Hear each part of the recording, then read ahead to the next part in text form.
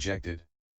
But after comparison with the Sutta and Vinaya and Itali, then one can be sure that this is the word from the four great references and has been rightly understood by the monk. After giving a comprehensive discourse on morality, concentration, and wisdom in Bhaganara, Buddha went with the company of monks to Pava and stayed at the mango grove of Cunda the smith. Buddha's last meal. Cunda, the smith, came to know that the Blessed One has arrived at Pava and was staying in his mango grove. Hence Cunda went to pay respect to the Buddha and was inspired by the Dhamma talk given by the Buddha. He later invited Buddha and the monks to his place for a meal the next day.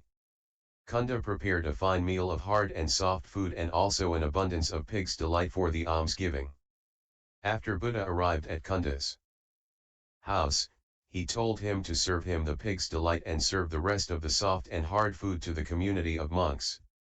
Then Buddha told Cunda to bury whatever that's left of the pig's delight, as he could not see anyone in the world, devas, maras, brahmas, ascetics, brahmins, princes, and people included, that can digest it except for the Tathagata. Cunda did as instructed. After the meal, Buddha gave a discourse to Cunda and it inspired and delighted him further. After the meal given by Cunda, Buddha fell very ill with bloody diarrhea and abdomen pains as if he were about to die. But Buddha endured all this mindfully and being clearly aware without any complaints. Then Buddha told Ananda it's time to move on to Kusinara. Those who witnessed this episode said, when he had eaten Cunda's food, this I have heard. He suffered a grave illness, painful and deathly. From eating the pig's delight, a dreadful sickness came upon the Lord. But nature's pangs he endured. Come, let us go to Kusinara, was his dauntless word. The clearing of waters. Along the way to Kusinara, Buddha felt tired and rested for a while. Then he asked Venerable Ananda for water as he was thirsty. Venerable Ananda replied, but just now, Lord, 500 carts have passed over, and the shallow water has been cut through by the wheels, so now the water is turbid and muddy. But the Kakut, the river, Lord, is quite close by, and its waters are clear, pleasant, cool, and translucent. There the Blessed One can quench his thirst and refresh his limbs. Buddha asked for a second time for water and Venerable Ananda answered him as before. Then for a third time Buddha said, please bring me some water, Ananda. I am thirsty and want to drink. At this third request, Venerable Ananda answered, so be it, Lord. When Venerable Ananda approached the turbid muddy water, it suddenly became clear and settled down, pure and pleasant as the Venerable Ananda drew near. Then the Venerable Ananda thought, marvelous and most wonderful indeed is the power and glory of the Tathagata. Venerable Ananda brought the bowl of water to Buddha and commented on how the muddy water turned pure and pleasant as he drew near to fetch water for the Blessed One. He then asked Buddha to drink the water to quench his thirst, and the latter did.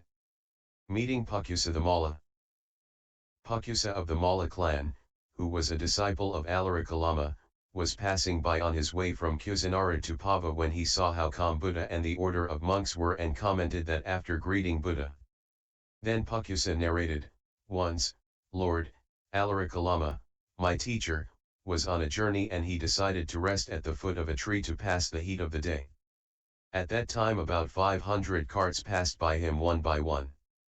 Then a certain man who was following behind that train of carts approached and spoke to him, saying, did you, sir, see a great number of carts that passed you by? Alarikalama answered him, I did not see them, brother. Then the man asked again, surely you must have heard them. But Alarikalama replied, I did not hear it, brother. Then that man asked him, if he was asleep, for which Alarikalama denied. Then the man asked, then, sir, were you conscious? Alarikalama replied, I was, brother. Then that man asked why he could not see or hear the 500 carts if he was conscious and not asleep, even though your robe showed that it was covered with their dust. Then Alarikalama replied, saying, so it is, brother. The man was amazed and found it wonderfully marvelous that the wanderers were so calm and conscious that they could neither see nor hear the 500 carts that passed by, and he went away praising Alarikalama's lofty powers. Then Buddha asked Pukusa if it is more difficult to do or attain mindfulness while conscious to neither see nor hear 500 carts passed by, or to neither see nor hear anything when the rain god streams and splashes together with lightning, flashes and thunders. Pukusa said the latter is more difficult to achieve. Buddha commented once, Pukusa, I was staying at Atuma, and had my abode in a barn there. During that time there was a heavy rain, with thunder rolling, lightning flashing, and thunderbolts crashing. Because of that, 2 farmers who were brothers were killed close to the barn, together with 4 oxen, and a great crowd came forth from Atuma to the spot where they were killed. I was outside walking up and down in thought when a certain man from the great crowd approached me, respectfully greeted me, and stood at one side. I asked him why there was a great crowd, and he told me the incident. Then the man asked where I was when the incident happened. I told him I was right here. The man asked again if I saw or hear anything. I replied I did not. He also asked if I was asleep, for which I told him I was conscious and awake. The man asked why I did not hear or see anything if I were conscious. Then he thought it was wonderfully marvelous that the wanderers were so calm that they can't hear the thunder and see the lightning strikes, and after paying his respects he went away praising my lofty powers. Then at this moment, Pukusa the Malla said, Lord Buddha, I reject the holy powers of Alarikalama as if it was blown away by a mighty wind, or carried away by a flowing stream. Excellent, O Lord, most excellent, O Lord. It is as if someone were to set upright what had been overthrown, or to reveal what had been hidden, or to show the path to one who had got lost, or to light a lamp in the darkness so that those having eyes might see. Just so the Blessed One has expounded the Dhamma in many ways. So I shall take my refuge in the Blessed One, the Dhamma, and the Sangha. May the Blessed One accept me as a lay follower for as long as I live. Then Pukusa asked a man to fetch him 2 fine sets of robes made of gold, and he presented and offered them to the Buddha, who accepted them. Buddha told him to put one on himself and another on Venerable Ananda. After which Buddha continued to teach Pukusa the Dhamma, and the latter was inspired and delighted with the discourse. After the teachings, he rose, saluted to the Blessed One and departed. Soon after Pukusa left, Venerable Ananda donned the golden robe onto Buddha and commented that the robe looks dull compared with Buddha's complexion. Then Buddha explained that there are 2 occasions when the skin of the Tathagata appears exceedingly clear and radiant.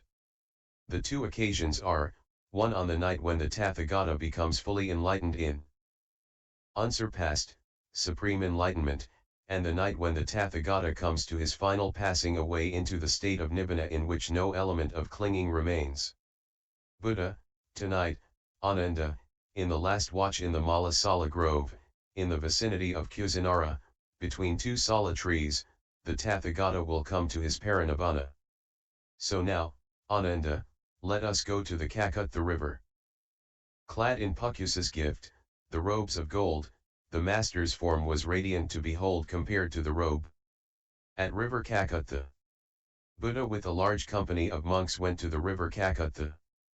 After a shower and drink, Buddha went to the mango grove and asked Venerable Kundaka to fold a robe into 4 for him to lie down as he was tired.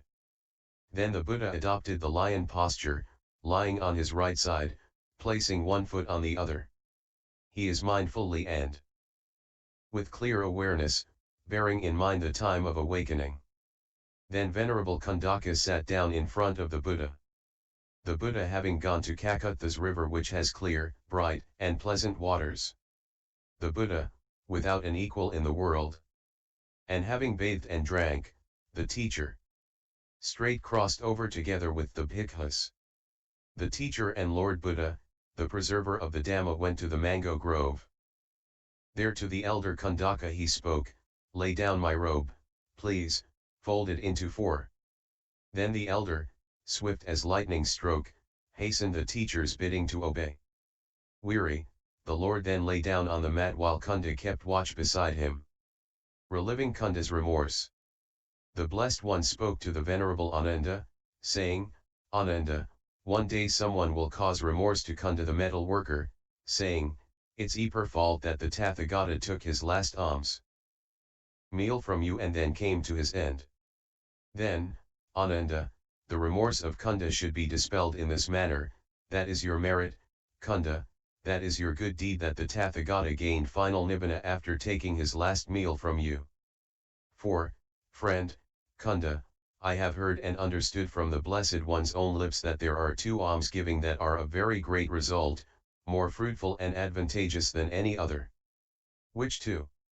The one is the alms given to the Tathagata when he attains supreme enlightenment, and the one is the alms given to the Tathagata after which he attains final Nibbana without remainder at his final passing.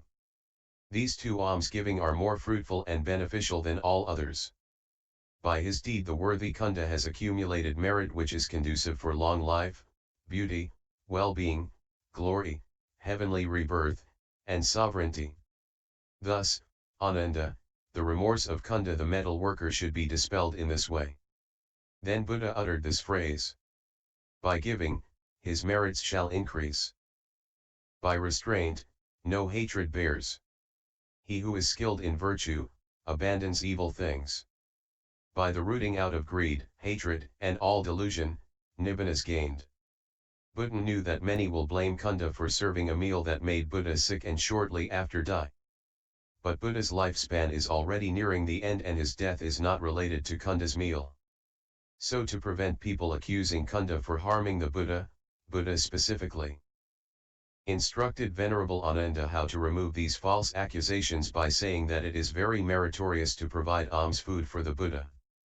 At Kusinara, Parinibbana, the Blessed One addressed the Venerable Ananda, saying, Come, Ananda, let us cross to the farther bank of the Hiranavati, and go to the Malasala Grove, in the vicinity of Kusinara. Thereafter Buddha, with Venerable Ananda and the rest of the bhikkhus crossed the river and went to the Sal Grove. Buddha then instructed Ananda to prepare a bed between the twin sala trees, with the head to the north as he is tired and wanted to lie down. Then the Blessed One lay down on his right side, in the lion's posture, resting one foot upon the other, mindful and clearly aware. At that time the twin sala trees broke out in full blossoms, although it was not the season of flowering. And the blossoms rained upon the body of the Tathagata in worship of the Tathagata. Divine coral tree flowers also fell from the sky, heavenly sandalwood powder fell from the sky, rained down upon the body of the Tathagata in homage. Then divine music and songs sounded from the sky in homage to the Tathagata. Then Buddha spoke to Venerable Ananda, never before has the Tathagata been so respected, venerated, esteemed, worshipped, and honored in the highest degree. But, Ananda, whatever bhikkhu or bhikkhuni, layman or laywoman, abides by the Dhamma, lives uprightly in the Dhamma, walks in the way of the Dhamma, it is by such a one that the Tathagata is respected, venerated, esteemed, worshipped, and honored in the highest degree.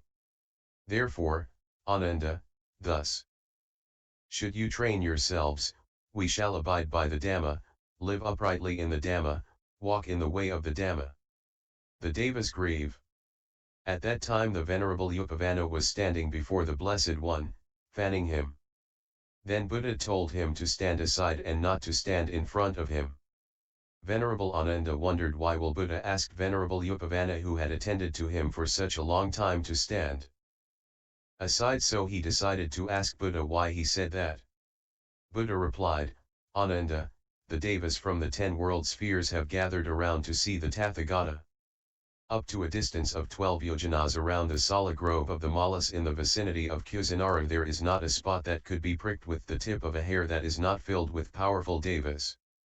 These Devas are complaining, from afar have we come to look upon the Tathagata.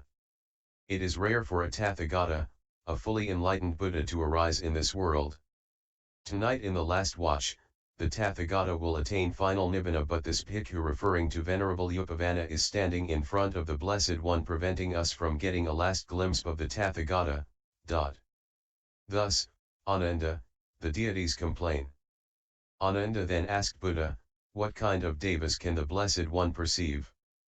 Buddha replied, there are sky devas and earth devas, who are earthly minded, with disheveled hair they weep, with uplifted arms they weep, flinging themselves on the ground, they roll from side to side, crying, all too soon the Blessed One is passing away, all too soon the welfarer is passing away, all too soon will the eye of the world vanish from sight. But those devas who are freed from passion, mindful and comprehending, reflect in this way, impermanent are all compounded things.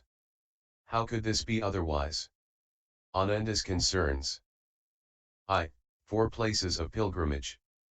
Venerable Ananda continued to ask Buddha, formerly, Lord, after the rain retreats, the bhikkhus would set forth to see the Tathagata. We used to welcome them so that these well-trained monks can see and pay their respects to you. But, Lord, after your passing, we shall no longer have the chance to do so. Buddha replied, there are 4 places, Ananda, the sight of which should arouse emotion in the faithful. Which are these 4 places?